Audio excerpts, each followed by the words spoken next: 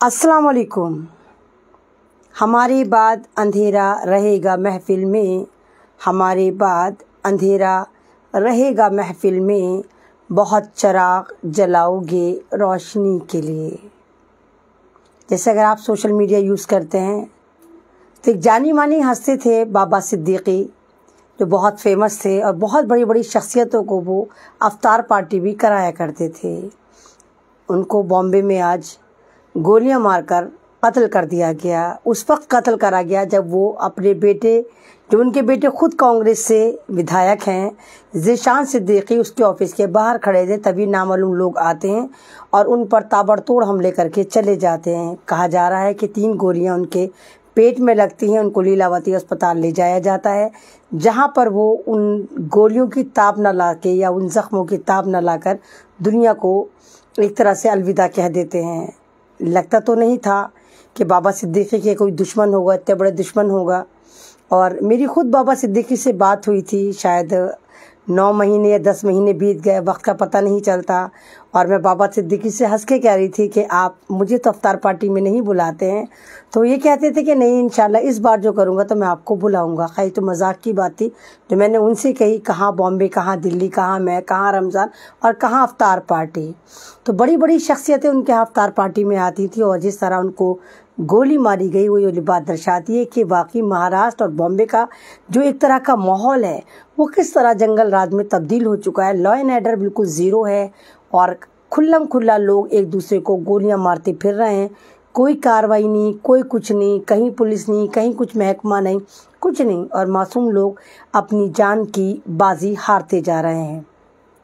इस वक्त सबसे ज़्यादा सोशल मीडिया पर जो मुद्दा ट्रेंड हो रहा है वो बाबा सिद्दीकी, और लोगों को यकीन भी नहीं आ रहा कि बाबा सिद्दीकी, जो मेरे ख्याल से 45-46 साल तक कांग्रेस में रहे, और बाबा सिद्दीकी एक बात कहा करते थे कि मैं कांग्रेस के अंदर मसाले की माननीद हूँ। जैसे मसाला जायके के लिए होता है, ऐसे ही कांग्रेस में मैं जायके के लिए हूँ और कांग्रेस में मेरे से जायका आता है। बाबा सिद्दीकी के जो बेटे हैं वो कांग्रेस से ही विधायक हैं, ज़ीशान सिद्दीकी, लेकिन बाबा सिद्दीकी ने अभी फरवरी में ही पार्टी छोड़कर, यानी कि कांग्रेस, मेन कांग्रेस छोड़कर एनसीपी को ज्वाइन करा था। और एनसीपी भी कांग्रेस की रिलायंस है, एनसीपी में ज्वाइन करा था और एनसीपी में ये चल रहे थे, एनसीपी चल रहे थे और एक अच्छे इंसान थे। मैं तो अभी भी ये नहीं समझ पा रही कि उनको कत्ल क्यों करा गया, आया उसके पीछे क्या वजह थी, क्योंकि एक बंदा नेक था और कुछ ऐसा भी नहीं था वो आलू की मानिंद थे। जैसे आलू नहीं तो हर तरह से एडजस्ट हो जाता है, ऐसे ही बाबा सिद्दीकी थे। उनके साथ जब वो अफ्तार पार्टी करते थे तो भारतीय जनता पार्टी वाले भी आते थे, दूसरी पार्टियों के भी आते थे, बहुत बड़े बड़े सेलिब्रिटी भी आते थे।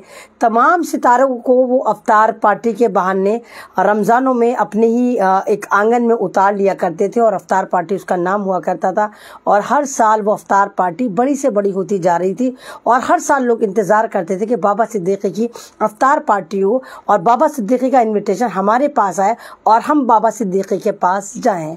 और अब बाबा सिद्दीकी की मौत ये दर्शाती है कि वाकई अब अजीब किस्म का यहाँ पर माहौल चल रहा है। भारत में अजीब किस्म का माहौल है। गरीब होता है मुसलमान तो मॉब लिंचिंग होती है, मुसलमान अमीर होता है तो उसको इस तरह मार दिया जाता है, मुसलमान अमीर और ज़्यादा अमीर होता है, बिजनेसमैन होता है तो उसको उल्टे सीधे मुकदमे करके इस्लामिक फोबिया के नाम पर जेल में ठूस दिया जाता है। जिस तरह के हालात आप देख रहे हैं तो यकीन ही नहीं आता कि अगले पल किसका नंबर है। हो सकता है हमारा नंबर हो, हमें कोई मारकर चला जाए। तो एक अजीब किस्म की गहमा सहमी का माहौल चल रहा है भारत में। और बाबा सिद्दीकी जैसे इंसान को अगर कोई कत्ल कर रहा है तो ये चीज़ दर्शाती कि वाकई बॉम्बे में, महाराष्ट्र में एक तरह से बिल्कुल ये कहिए जंगल राज, खुला जंगल राज चल रहा है। और एक नाथ शिंदे नामालूम क्या कर रहा है। वही है ना कि जब आप बंदरों के हाथ में उस्तरा दे देते हैं तो वो यही किसी न किसी की गर्दन काटता फिरता है। एक ऑटो ड्राइवर के हाथ में आपने सत्ता दे दी और वो ऑटो ड्राइवर जो है उसने पूरी ऐसी तैसी पूरे एक तरह से कहीं महाराष्ट्र की मार रखी है, बॉम्बे की मार रखी है। वहाँ लोग परेशान हैं, बिजनेसमैन परेशान हैं, मुसलमान परेशान हैं, पत्रकार परेशान हैं, सभी लोग परेशान हैं। और बाबा सिद्दीकी जैसी बड़ी हस्ती का मर्डर होना, कत्ल होना और सड़क के ऊपर होना तो ये दर्शाता है कि वाकई वहाँ पर लॉ एंड ऑर्डर कितना परफेक्ट होगा। और मैंने कहा ना कि वो अपना बेटा, उनका बेटा जो कांग्रेस से विधायक है, उसके ऑफिस के बाहर खड़े हुए थे जब कुछ लोग आते हैं और ताबड़तोड़ उन पर गोलियां बरसानी शुरू कर देते हैं। बहुत दुख की घड़ी है और नहीं समझ में आ रहा कि क्या बोला जाए, किस तरह बोला जाए। लेकिन हाँ, मुझे भी बड़ा अफसोस रहेगा कि मैं बाबा सिद्दीकी से नहीं मिल पाई। मैंने कहा ना, फ़ोन पे मेरी उनसे बातचीत थी लेकिन मैं मिल नहीं पाई। इस बात का मुझे अफसोस रहेगा कि मैं बाबा सिद्दीकी से मिल भी नहीं पाई और वो एक अच्छा इंसान दुनिया से चला गया। ना मालूम किस जुर्म की सज़ा में गया, कौन लोग थे, ऑनर किलिंग थी या सुपारी किलिंग थी या कोई दुश्मनी थी या कोई वसूली गैंग वाले थे, कौन लोग थे जो इतनी बेदर्दी से किसी भी इंसानियत को मार कर चले जाते हैं, कत्ल कर कर चले जाते हैं।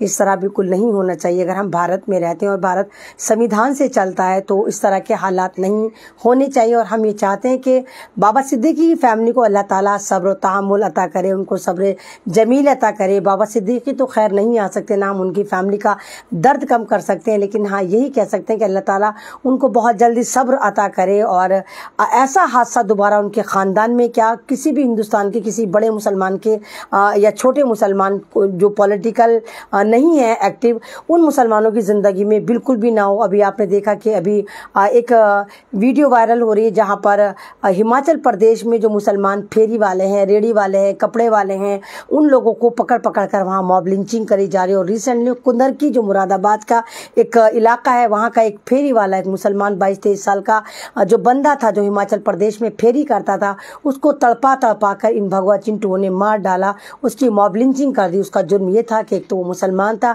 दूसरी उसकी सबसे बड़ी गलती ये थी कि वो बेरोजगार था, अपने स्टेट में कुछ कमा नहीं पा रहा था, अपने घर से दूर, अपने इलाके से दूर, अपने अपनों से दूर हिमाचल प्रदेश में कमाने गया था, जहाँ पर उसको भगवा चिंटुओं ने, RSS वालों ने उसको तड़पा तड़पा कर मॉब लिंचिंग करके उसको मार डाला। तो अजीब किस्म का भारत में माहौल चल रहा है, ना समझ ही नहीं आता कि अगला नंबर किसका होगा, कौन सा बड़ा हादसा हमारा इंतजार कर रहा होगा, कौन मुस्लिम नेता मारा जाएगा, कौन मुस्लिम बड़ा इंडस्ट्रियल मारा जाएगा, कौन मुस्लिम बाबा सिद्दीकी जैसे को कत्ल करा जाएगा। तो अजीब किस्म के हालात चल रहे हैं। लेकिन बस अल्लाह ताला से यही दुआ है कि अल्लाह ताला मेरे भारत को नजर बस से बचाए, अल्लाह ताला मेरे भारत पे एक तरह से अपना करम करे, अल्लाह मेरे भारत को बाकी संविधान से चलने की तौफीक अता फरमाए। अल्लाह मेरे भारत के जो नेता हैं इन सबको अक्ल शऊर दो, जो ये एक तरह से लड़वाते हैं, भिड़वाते हैं और आम पब्लिक को मरवाती हैं और फिर सत्ता की लूट खसोट करते हैं। अल्लाह ताला उससे मेरे भारत को निकाले और भारत में इंसानियत का काम हो, भारत में आपस में तमाम मज़ाहिब मिलजुल कर रहे हैं और तमाम जिंदगियां जो अपनी मौत मरे, इस तरह बाबा सिद्दीकी की तरह कोई कत्ल ना हो, दूसरे मुसलमानों की तरह कोई मॉब लिंचिंग ना हो, इस तरह मुसलमान दहशत के साए में न रहें। बस यही दुआ है कि अल्लाह ताला हमारी तमाम परेशानियां दूर करे, अल्लाह ताला हमारे भारत को नजर बस से बचाए। हमारा भारत इस वक्त नज़र में आ गया, अल्लाह इसको बद नज़र से बचा और इसको एक अच्छा और मुकम्मल भारत बनाए। आमीन।